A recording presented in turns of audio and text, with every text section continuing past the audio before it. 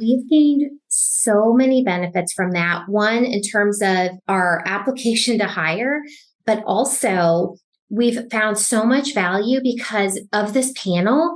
We're able to consider candidates for different areas, but then they don't have to interview individually each time. And it expedites the time that they're interviewing to hire. So it's been really effective. Don't conduct your analysis in isolation because data is so incredibly powerful. Not defending just the tribe, but defending the organization. Those creative people that you really want to keep empowered, keep excited, keep motivated, keep thinking. A good experience pays dividends down the line. Stereotypes tend to break down in proximity. Welcome to We're Only Human, a podcast about human resources, business, technology, and the workplace. My name is Ben Eubanks, your host, and I'm so glad you're here. Hey everybody, welcome to We're Only Human. I'm so glad you're here with us. And so I'm going to be playing a fun conversation today. But before we get an interview with Sarah and share some of those things, I wanted to take a minute and talk with the one who made that conversation possible. So I had a chance to meet Rocky with the Filtered and hear some about the team, what they're doing, problems they're solving, all that good stuff recently. And he was actually the one who connected with Sarah from Enterprise, who you'll hear the podcast interview in a minute. But before we get to that one, I wanted to take a few minutes just to chat with Rocky about some of what they're doing, the problems they're solving, how they're supporting employers in the space like Enterprise and others. And so, Rocky, welcome. Glad to have you. Yeah, thank you very much, Ben. I'm glad to be here, and thanks for the invitation. Yeah, absolutely. Before we talk about Filtered for a minute, I want to hear more about you. So what do you do? How do you spend your time? Yeah, let's see. So I've been in software as a service for almost 20 years now. I've been my third HR tech company that I've been a part of. Been through a few different exits, including Box.net and SuccessFactors. And I started out on the sales side. So I was an account executive, then a sales manager, then a VP of sales, and then a chief revenue officer, and then ultimately ended up going into the CEO route. So let's see. So I spent a lot of my time still, I would say, looking after what I would call customer or go-to-market relationships. So that's deciding where we budget for spend on marketing, as well as working with existing customers. So that's a big part of my job, is just the muscles that I've learned over a couple of decades in that part of the business. But another big part of my job as a CEO is to help with product. And so what a lot of what I do is talk with customers, talk with prospective customers, and try to get a read for what can we build that's going to deliver the most value long-term for them. And it also helps me get a good pulse on the market, like what other products are out there, what new and emerging problems are people trying to solve for. So I would say those are probably the two biggest buckets. And then there's also other ancillary stuff like payroll and insurance and kind of maybe more of the back office type stuff. Okay, awesome. Well, it's funny that you mentioned the listen to customers piece, because I'm speaking at an event tomorrow, and that's the first thing I'm going to tell other leaders like yourself who are working at some of the software companies is we've always heard this all our lives. Hey, you have 2 ears and 1 mouth, listen twice as much as you speak. And I'm going to say, listen, I know it's very hard not to just jump in and say, we've got the answer to everything. Listen a little bit. And so I want to hear from you for a few minutes here. You've listened a lot. What is Filtered doing? What is the problem you're solving in the marketplace? And how are you working with employers to help them make sure they get the right candidates through their funnel as fast as they can so they can make better choices there? Absolutely. Yeah. So, it's a great point. I think sometimes we tend to, especially growing up in the sales side, you tend to want to answer questions. You tend to want to sell, quote unquote, right? But in most cases, the best way to learn is to listen and to digest, and then maybe go back and ponder those things and then come back with a more cohesive strategy or solution. And so I would say a lot of what we do today has come from those customer conversations, especially the things we focused on in the last, call it 6 to 12 months. So as I was listening to customers and understanding sort of the new challenges in the market, a lot of it came from the introduction of AI solutions for candidates. And so it started about a year ago-ish, sort of when ChatGPT started to come on the market. And our system, the other thing that's unique about Filtered is the way we've designed it is it's essentially a proctored job simulation. So candidates are performing job-like duties, and then we're observing their behavior, both written as well as hard challenges. Could be software writing, could be writing samples, it could be performing duties on an Excel spreadsheet, right? So we have the combination of those two things. And what we started to see in our data was these little blips, like, all of a sudden, a percentage of candidates were going to ChatGPT and copying and pasting the question, and then copying and pasting the answer. And so it started out as a kind of a small percentage, and we kept our eye on it. But then over, obviously, the last 12 months, what we're seeing is the volume of candidates that are now using these tools is skyrocketing. And I think a stat you had was that 7 out of 10 candidates are now using AI for various things, from writing resumes all the way up to answering questions. And so even last week, we run a really high volume campus recruiting event for Informatica, like literally thousands of candidates. And what we're finding is it's not just ChatGPT, but there's all these other solutions like Final Round. I think there's another one called Max.ai, another one called Merlin. And so what I'm hearing from customers is like, how do we identify true skills? If it's too simple, they can answer it really quickly and get the right answer, right? It's like they're passing things that were harder before. They're doing it in literally a matter of minutes, right? So a lot of what we do now today is to help companies parse through those activities, because some of those activities, if they're using AI, could be deemed as effective use of the new tools. And there's some thoughts around that the future workforce 100% will be using AI tools to be more effective and efficient. But there's that line, right, where it's effective and efficient or just copying and pasting. Do they actually know why they're utilizing specific tools, and can they use them very effectively? So I would say what we do now, a lot of is a kind of a combination of fraud detection as well as effective use detection of AI technology. And what that allows us to do is help our customers find the very best candidates earlier in the interview process, move them and fast track them to hire, instead of the opposite, where a lot of tools just take a large population and then window them down to maybe a kind of a bigger population, but you still don't have that differentiation. And our claim to fame is really helping you find the best candidates super fast and then fast track them and get them off the market before someone else hires them. So that's the one that I come back to all the time. I tell companies, listen, I know you got this really wonderful process you swear by that's like 7 steps, but the best candidates are the ones with multiple offers, or the ones who are going to be sucked out of that before you can even get them to that final stage. Totally. So you got to find some way to speed that up, to get better at that. And again, Sarah and I talk about some of that they're doing in enterprise to try to revise some of their approach to be better, to be smarter, to be faster when it comes to hiring. Yeah. So I appreciate you and the team for the work you're doing, for making it easier for TA and HR leaders out there, for recruiters that are trying to sort through all the resumes that are starting to look the same because of ChatGPT. Yeah, absolutely. So giving them a way to get to the right candidates and make that easier. So we appreciate y'all for partnering with us in the event last month, as well as just doing this kind of stuff, because I'm hearing from more and more leaders, just like you are, this is it's making the process harder. It's dragging it down. It's making it more difficult to sift through.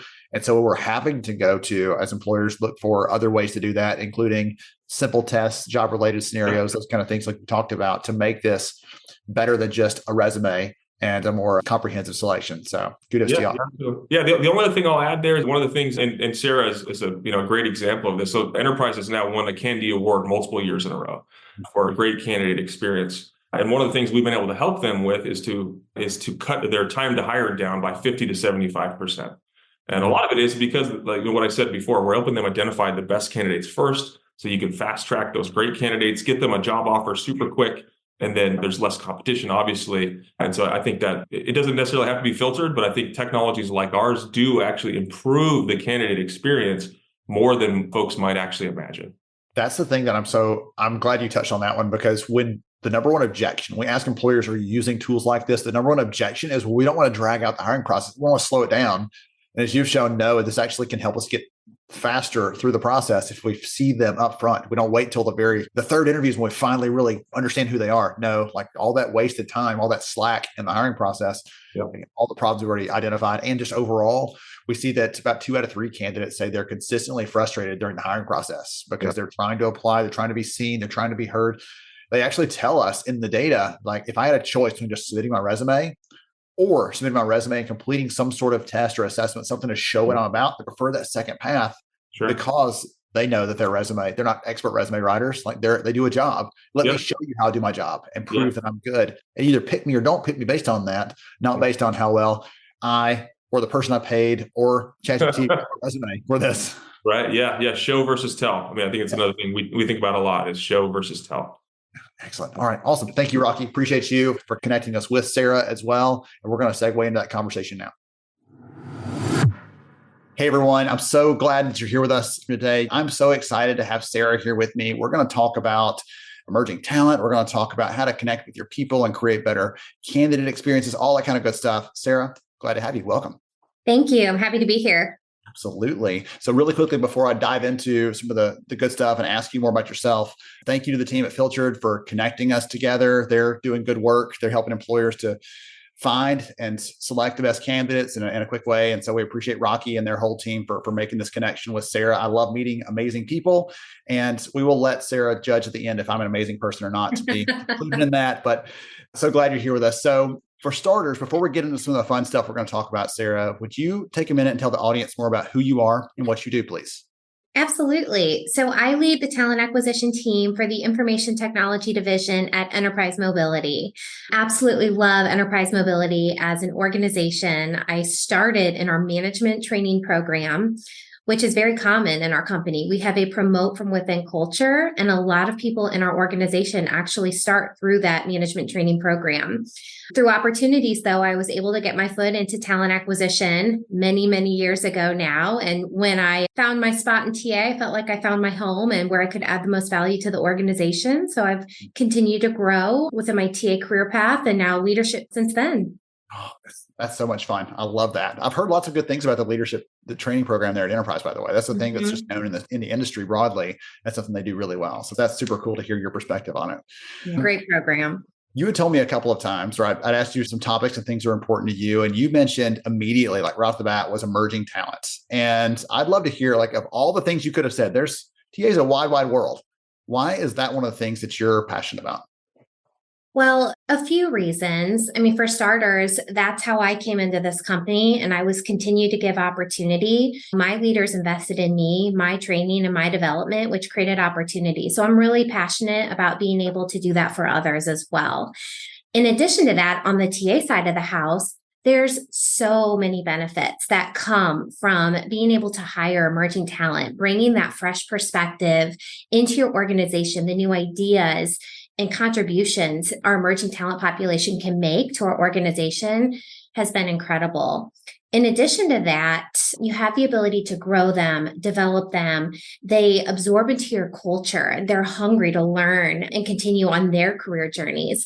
So we found it to be really rewarding to bring that talent in and then be able to continue to grow them into the areas where we need talent in IT. It serves as a pipeline, a talent pipeline for our organizational needs. Is there something in that space? So that's why it's exciting to you. Is there something in that space that you are doing, like, we're really proud of this, or we're doing this thing that I think other companies should absolutely be copying because it's created incredible results and relationships? Yes. So we have an incredible internship program here within the information technology division at Enterprise Mobility.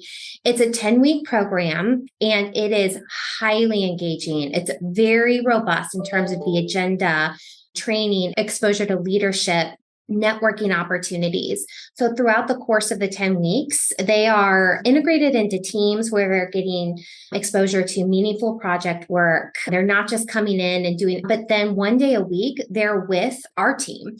And we have a whole 10-week outline of planned activities that's intentionally meant to help with their understanding of our organization, helping with both technical and professional competency development, exposure to our leadership team. And when I say our leaders are excited to take part in this, they are just as invested in our emerging talent population as the rest of our employee population. They always jump at the opportunity to get to spend time with our interns. We also take them out. Our home base for Enterprise Mobility is in St. Louis. So we do a whole community outreach day. And then we go around and visit different tech hubs and tech spots in the St. Louis community to give them exposure to things going on, not just within our company, but within St. Louis as well. That's an incredible approach where it's not just the stereotypical, hey, have you gotten my coffee yet this morning? There's all these other things of adding value for them there throughout that entire process. I hear a lot of companies say, oh, yeah, we expose them to leaders, but it's this very sort of tangential, like, oh, look, there's one over there. If you hurry, you can spot them, and then they're gone. What do the leaders do when they're engaging with them? Are they listening to these interns about what they're looking for in an employer? What's that conversation look like? Yeah, so they engage in a few different ways. Some leaders come in and talk about their personal career journeys. So we'll typically have a whole panel of leaders that come in and talk about how they started, the experiences they had, what was helpful in their careers as they continue to progress. And then they also open it up for Q&A. What's important for the interns to ask them? What do they want to learn about? So we have panels with our leaders where it's just informational and it's informal, but it's an opportunity to get to know them and learn from them. They also attend our events. They love networking and spending time with them and just establishing more of those organic, real relationships with the interns, and encourage them and mean it when they say, if you have other questions or you want to learn more about what I've done, reach out, set up time with me. And the interns know they can do that. For anybody listening in out there, by the way, one of the things that the data show is that when you're looking at sources of hire, interns that convert over into employees typically perform better. They stick around longer. I don't know if enterprises data show that or not, but just generally in the market, that's one of those things that you see overall. It's like a referral. They know enough about your company to say intentionally, yes, I want to work there. And so that's one of the values and benefits of this, not just in engaging with them as early talent and everything else, but saying once they are beyond that, they've grown out of that, if they want to continue with us, we're going to get extra benefits from them as an employee once they do potentially convert over. Mm-hmm. Yeah, excellent. If someone's listening here and they're like, oh, this is actually sounds really interesting, or our internship program is like down here and we feel like Sarah's and the enterprise team is up here. Any advice, any recommendations you'd give to our friends out here listening in on what they could do to maybe level up their own approach to connecting with interns, creating a more robust program, just building those relationships like you've talked about here? Yeah. So first, we start recruiting for our internship program in the fall. Typically by the holidays, our program for the next summer is full. And we have really strong university partnerships that we lean into. So we lean into our university partners to help with finding great talent to come to the program. But we have found that it's extremely competitive out there. And to find strong internship talent, you need to get in front of it early. So we're very intentional about that.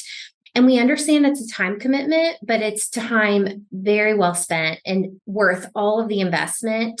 So I would make sure you're dedicating time from your team to allow for the 1 day a week we're on site with the interns and the planning components that go into that as well.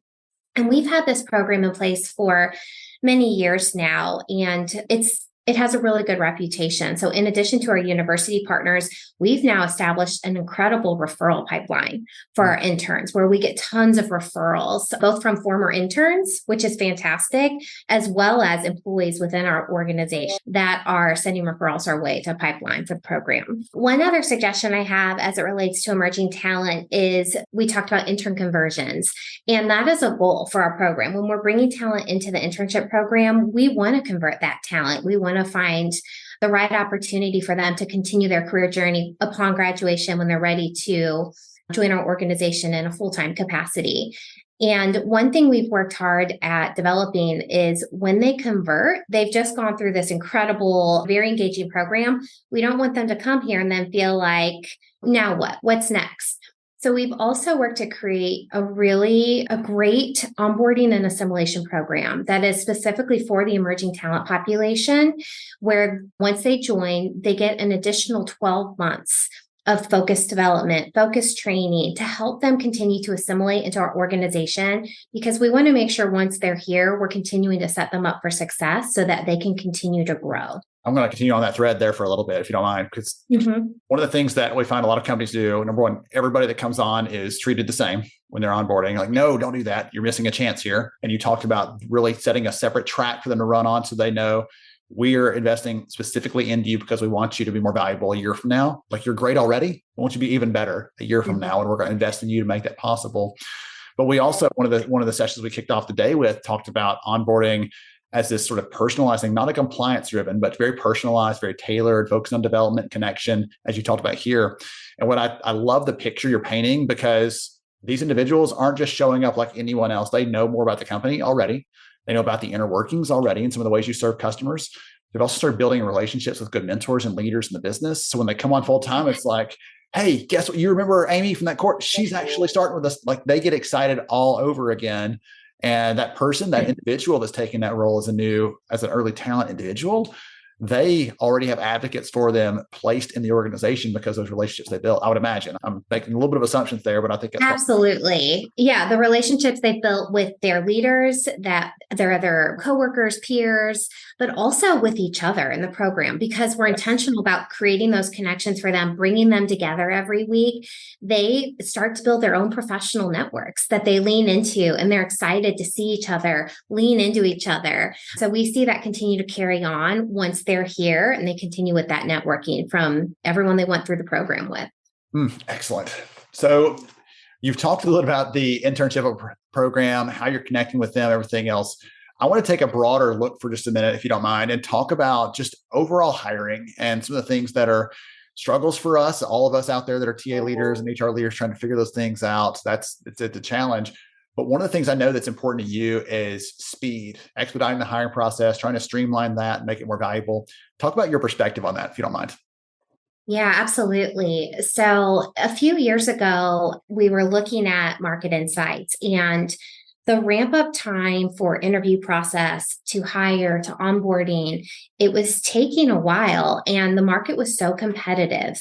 And so we wanted to make sure, one, that we were efficient in our processes, but two, the candidate experience is so important in that. And you want to make sure they have a good experience from a timely standpoint as they're going through our process. So we looked at how we were previously interviewing, and we adapted our model to what we call an expedited hiring process.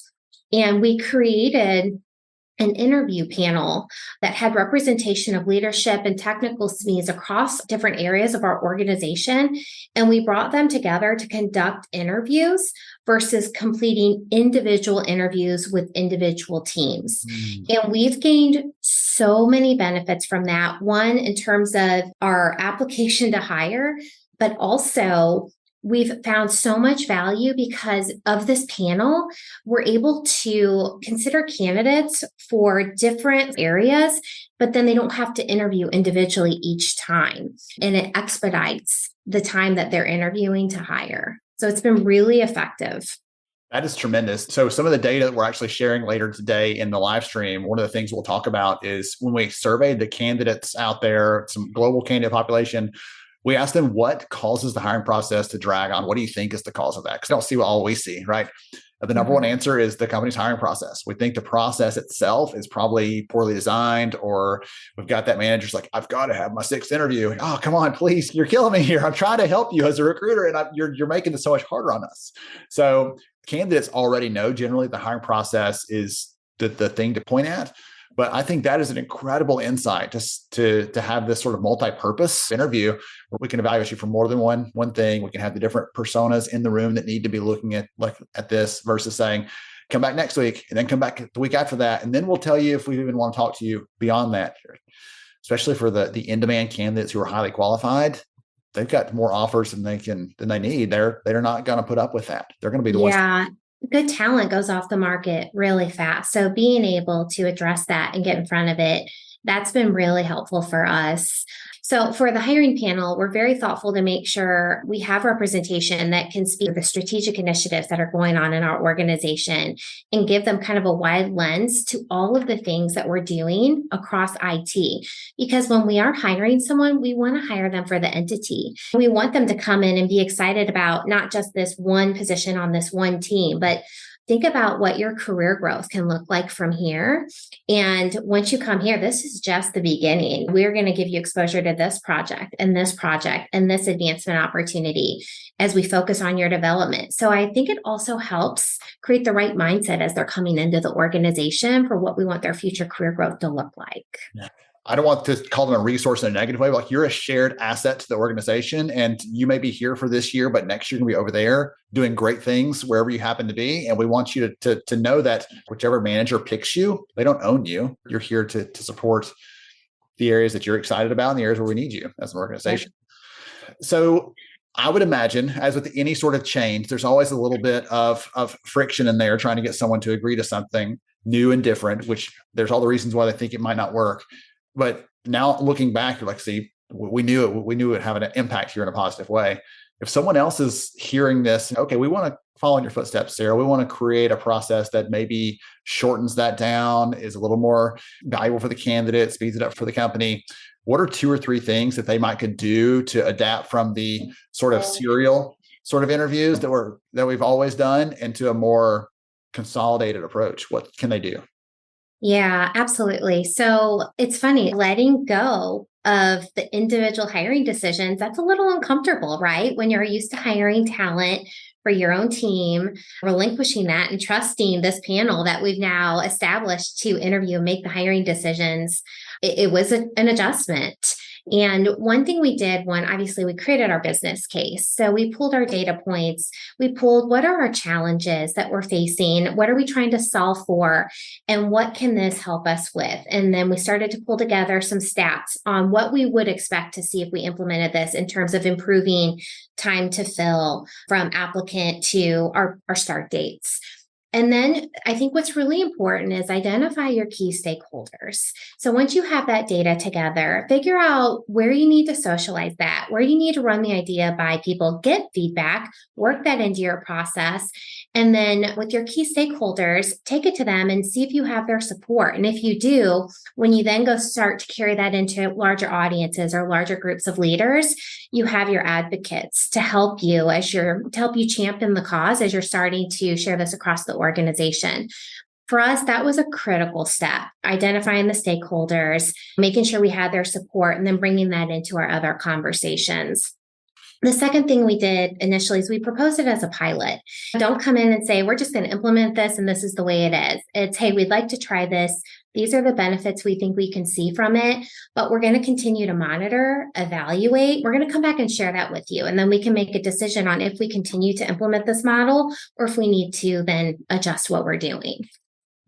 Excellent. Great advice there. I've written those.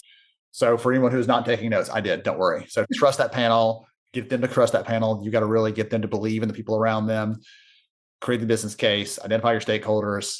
Propose a pilot, which is a sneaky way to say, we're going to try this out just to make sure it works and get everybody else on board. And if we fail small, fine. But if we succeed small, we get a chance to try it on a bigger scale. So I love that approach there. And it gives comfort to the other side. If they're like, I'm not sure about this, you're not putting all the chips on the table and betting it all on black. You're saying, let's try this out and we'll see what happens.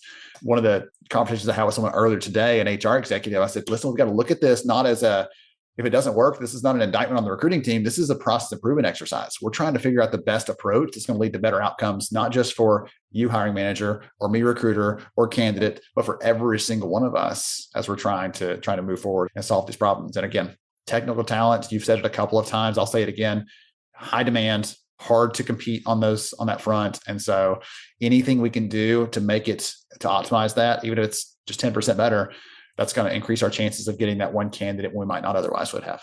Absolutely. Yeah. And lucky for us, as we thought, we saw some early wins and immediately started to see some improvement in the data, which helped us continue to carry that story forward. Excellent. All right.